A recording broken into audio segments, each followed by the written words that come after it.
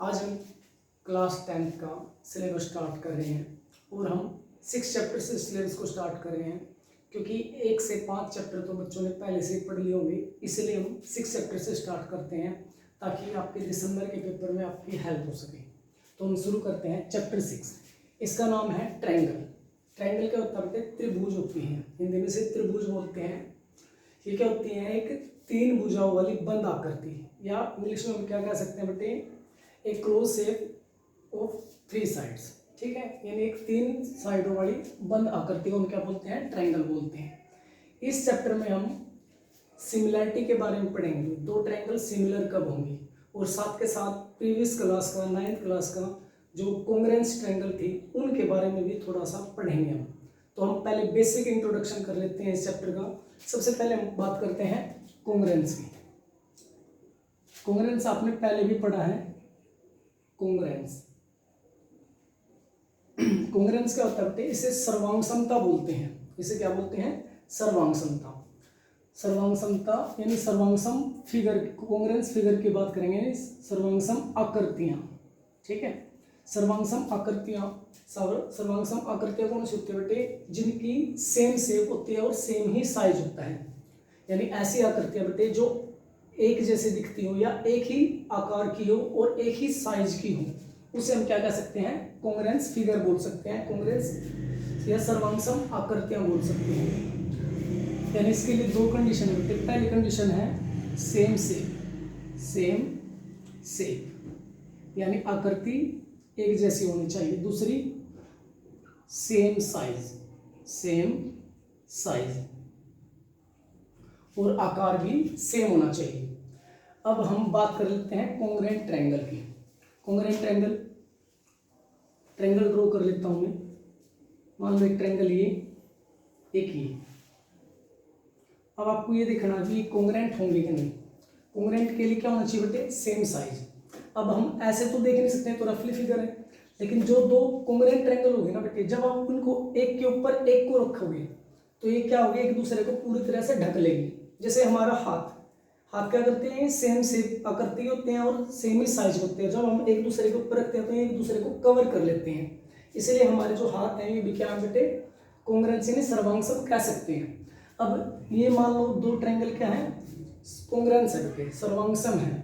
तो इनमें क्या क्या होगा उसके बारे में बात कर लेते हैं। जब 2 ट्रायंगल कॉन्ग्रुएंस के लिए बेटे ये सिंबल का इस्तेमाल किया जाता है, इसे हम क्या बोलते हैं? कॉन्ग्रुएंस का सिंबल बोलते हैं। यानी आप कह सकते हो कि ये ट्रायंगल कॉन्ग्रुएंस है इस ट्रायंगल के। अब इसका मान लो मैं नेमिंग कर देता हूँ, ये ABC ट्रायंगल है, इसका नाम लिख देता हूँ PQR। अब ये 2 ट्रायंगल क्या है? कॉन्ग्रुएंस है। तो बेटे इनकी क्या है? जब 2 ट्रायंगल कॉन्ग्रुएंस होते हैं तो इनके कोरस्पॉन्डिंग पार्ट्स इक्वल होते हैं बेटे। कोरस्पॉन्डिंग पार्ट जैसे ये AB साइड है, AB साइड, तो इस ट्रायंगल का कोरस्पॉन्डिंग पार्ट कौन सा होगा बेटे? PQ। ये PQ के बराबर होगा। ठीक है, ऐसे ही इसका BC इस शेप में किसके इक्वल होगा बेटे? QR के। ऐसे ही इस शेप में AC किसके इक्वल होगा बेटे? PR की। हमने नेम एक जैसा देना है, जैसे यहाँ से दे रहे हैं सिमिलर, उसी तरीके से। जैसे यहाँ पे A से स्टार्ट किया तो यहाँ पे P से स्टार्ट करेंगे, बिल्कुल एक ही तरीके से। अब क्या होंगे बेटे? एंगल्स। जैसे एंगल A है, ये किसके इक्वल होगा बेटे? ये यहाँ पे है, ये एंगल बराबर होगा एंगल P के। एंगल B की बात करें तो ये किसके इक्वल होगा बेटे? एंगल Q के। और एंगल C एंगल R के इक्वल होगा। यानी बेटे जब भी 2 शेप, इन 2 ट्रायंगल की बात कर रहे हैं फिलहाल बेटे, वे कॉन्ग्रुएंस होंगी तो उनकी कोरस्पॉन्डिंग साइड्स इक्वल होंगी और कोरस्पॉन्डिंग एंगल भी इक्वल होंगे बेटे। ठीक है, अब यदि हमने किन्हीं 2 आकृतियां, 2 ट्रायंगलों को क्या दिखाना बेटे? कॉन्ग्रुएंस दिखाना है, तो हमने क्या करना पड़ेगा बेटे? तीनों साइडों को मेजरमेंट करना पड़ेगा और देखना पड़ेगा इक्वल है या नहीं, और तीनों एंगल का मेजरमेंट करना पड़ेगा भी, फिर देखना है कि इक्वल है नहीं। तो इतना सारा काम करने के बजाय तो कुछ नियम बनाए हैं जिससे आप चेक कर सकते हो कि भाई कॉन्ग्रुएंट है या नहीं। यानी उन्होंने क्या क्या नियम बनाने वाले नो, तो उन्होंने कहा कि भाई 6 की 6 चीजें चेक करने की आवश्यकता नहीं है आपको कोई 3 चीज चेक कर लेंगे। तो वे क्या बेटे? आपके नियम्स हैं, रूल्स हैं बेटे, कुछ rules of congruence. Of triangles में क्या है, रूल्स हैं। कौन कौन से रूल है, ये 9th क्लास में पढ़ चुके हो आप बेटे। फर्स्ट है बेटे हमारा साइड एंगल साइड, SAS, इसका मतलब है side angle side congruence rule, congruence rule. इस रूल में क्या कहता है बेटे कि पहले एक साइड, फिर एक एंगल और फिर साइड इक्वल हो। जैसे इन ट्रायंगल में बात कर लें, मान लो AB इक्वल है किसके बेटे, PQ की। ये आपको पहले से पता है कि इसके इक्वल होगी, मान लो ये इसके इक्वल आ गई, ठीक है। तो ये B एंगल मान लो बराबर हो गया किसके, Q एंगल के, ठीक है। और ये BC साइड इक्वल होगी किसके, QR के। तो साइड एंगल साइड, यानी क्या कह रहा है बेटे, इस रूल का मतलब है कि दो साइडों के बीच में होना चाहिए बेटे, ये नहीं कि एंगल कहीं हो। जैसे मैं कह दूं AB साइड है और BC इक्वल है किसके, AB PQ के इक्वल है और BC QR के, और एंगल C इक्वल है एंगल R के। तो हम ये रूल नहीं लगा सकते बेटे, क्योंकि एंगल अलग जगह पे हो गया। क्या हो गया, क्योंकि एंगल अलग जगह पे हो गया।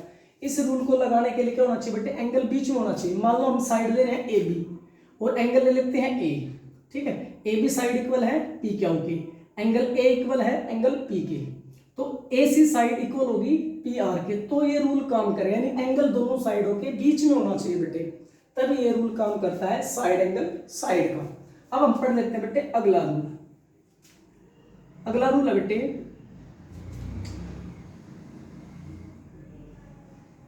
Angle side angle congruence rule.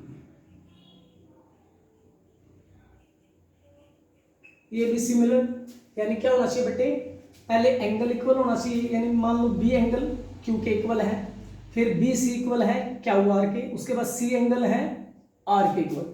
यानी इसमें भी क्या होना चाहिए बेटे, इसमें साइड बीच में होना चाहिए और दोनों लगातार एंगल, यानी दो कंसेक्यूटिव एंगल्स के बिटवीन में जो साइड होगी वो इक्वल होनी चाहिए, तभी ये रूल काम करता है बेटे। अब बात करेंगे थर्ड रूल की। थर्ड रूल क्या कहता है इसका, वो होता है बेटे angle angle side congruence rule. वो क्या होता है हमारा angle angle side congruence rule. जैसे एक ट्रायंगल है, ये एक ट्रायंगल होगी बेटे, ये इसका नाम है MNO, ये है XYZ। अब इन दो ट्रायंगल में क्या है, एंगल M इक्वल है एंगल X के, यानी एंगल M इक्वल है एंगल X के, और एंगल O इक्वल है एंगल Z के, और MN इक्वल है XY की। तो क्या ये रूल काम करेगा बेटे, देखना एक बार। देखो M एंगल ये रहा यहाँ पे, ठीक है, O एंगल ये रहा और MN यहाँ पे है। यानी आप जरूरी नहीं बेटे कि हम यहाँ से ऐसे, मतलब इधर से ऐसे पढ़ रहे हैं, आप यहाँ से पढ़ सकते हैं एंगल एंगल साइड। ऐसे यहाँ पे जेड के इक्वल था तो एंगल एंगल साइड, ये रूल काम कर रहा है। ये नहीं कि हम यहाँ से पढ़ रहे हैं एंगल एंगल ये इस साइड इक्वल होनी चाहिए। आप दो एंगल के बाद की तुरंत साइड हो, आगे से भी हो सकते हो और पीछे से भी, दोनों तरफ से कोई एक साइड, दो एंगल लगातार और एक साइड इक्वल होगी, तभी हम इस रूल को लगा सकते हैं बेटे। अगला रूल देखते हैं। अगला रूल क्या है, अगला रूल है बेटे हमारा side side side congruence rule.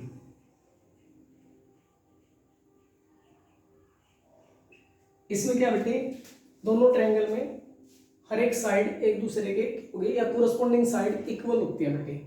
इसमें कोई कंफ्यूजन नहीं है, इसमें तो कोई सी साइड कैसे भी लिख दो कोई दिक्कत नहीं आने वाली है। एक एग्जांपल से समझा देता हूं ताकि आपको क्लियर रहे बातें। ये है बेटे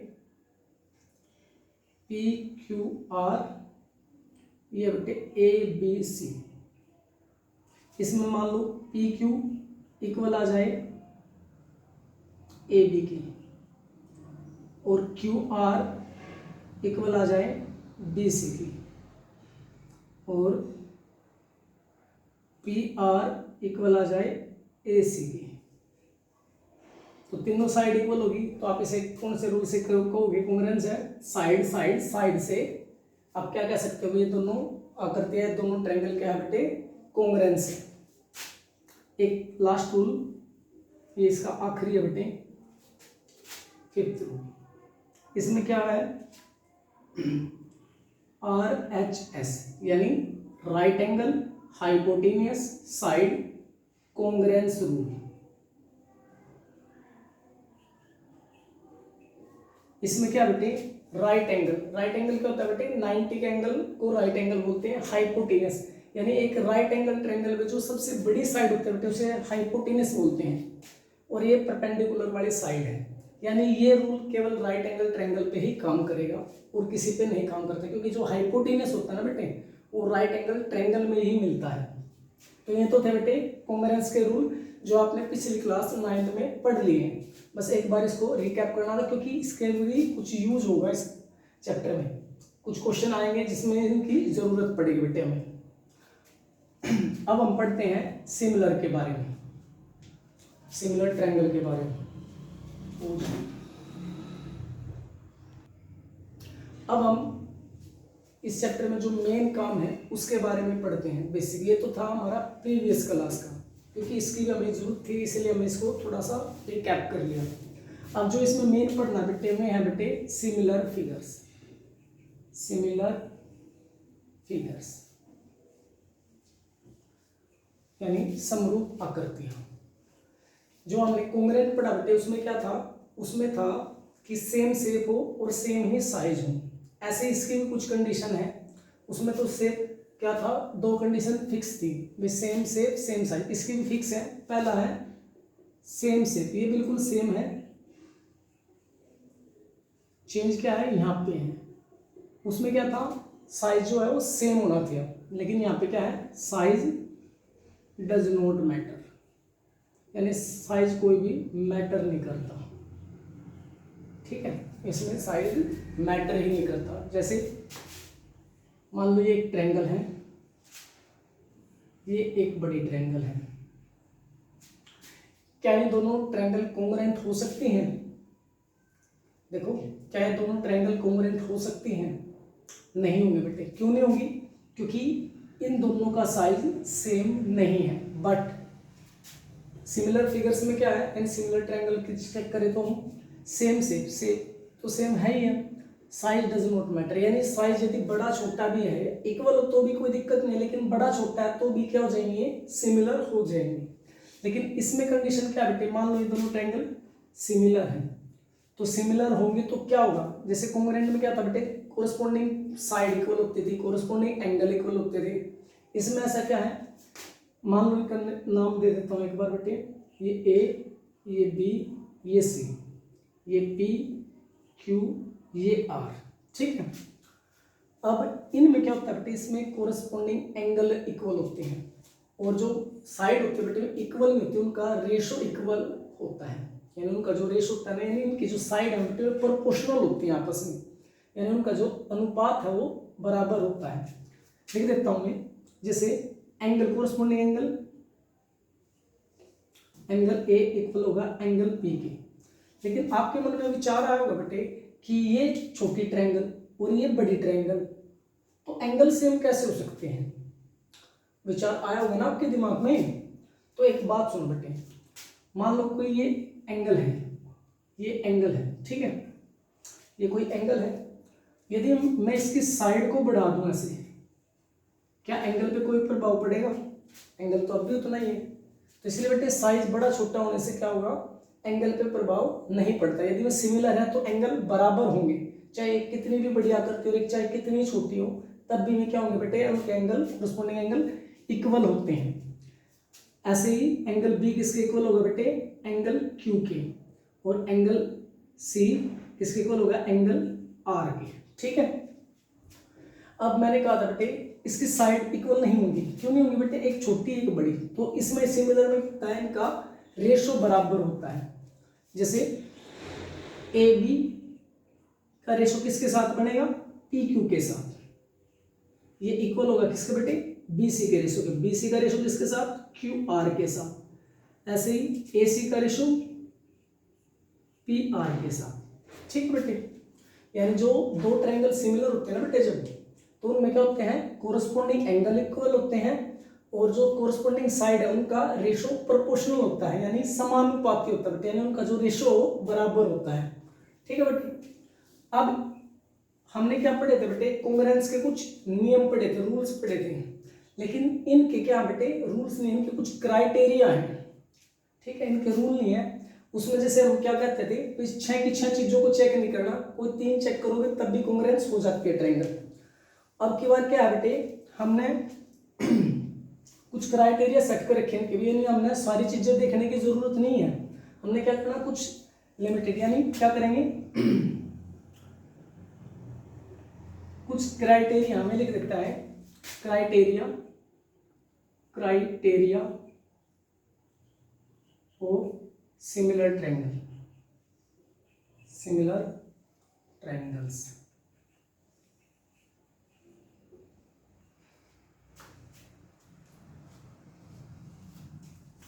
पहला क्या है, पहला बेटे हमारा साइड सिमिलैरिटी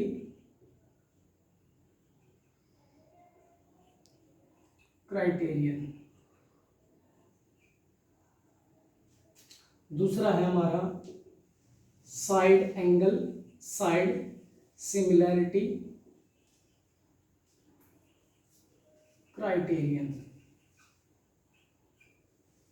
तीसरा बेटे हमारा एंगल सिमिलैरिटी क्राइटेरियन। और एक लास्ट, इसके चार ही है बेटे क्राइटेरिया, वो है एंगल सिमिलैरिटी क्राइटेरियन। ठीक है बेटे, अब देखो बेटे, इसमें भी साइड है और कॉन्ग्रुएंस में भी साइड था, तो क्या डिफरेंस है बेटे, जो कॉन्ग्रुएंस ट्रायंगल थे बेटे उनमें साइडें इक्वल होया करती थी, इसमें क्या होगा बेटे, साइडों का रेशो बराबर आएगा।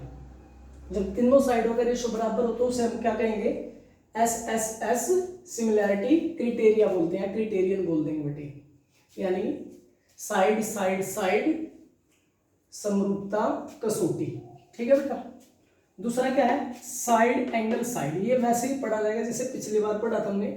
यहाँ पे क्या है, दो साइडों का रेशो और एक एंगल, जैसे पिछली बार में था एंगल बीच में होना चाहिए बेटे, जैसे मैं इन ट्रायंगल के हिसाब से लिख देता हूँ। इस रूल में कैसे काम करेगा, मान लो ए बी का रेशो किसके बराबर है, पी क्यू के, और बी सी का रेशो बराबर है क्यू आर के। तो बेटे जो इनके बीच वाला एंगल है, ये angle B equal angle Q K, तो ये रूल या क्राइटेरिया काम करेगा बेटे हमारा। ठीक है, उसके बाद एंगल में बेटे कोई भी दो लगातार एंगल को हम क्या दिखाते हैं, या कोई भी लगातार भी नहीं कहते हम, कोई भी दो एंगल क्या दिखाते हैं हम, इक्वल दिखा दें तो ये काम कर जाए बेटे। और जब किसी भी ट्रायंगल में बेटे दो एंगल इक्वल होते हैं ना, तो तीसरा ऑटोमेटिक ही इक्वल हो जाता है। ठीक है ना, जैसे एग्जांपल के तौर पे लिखते हैं,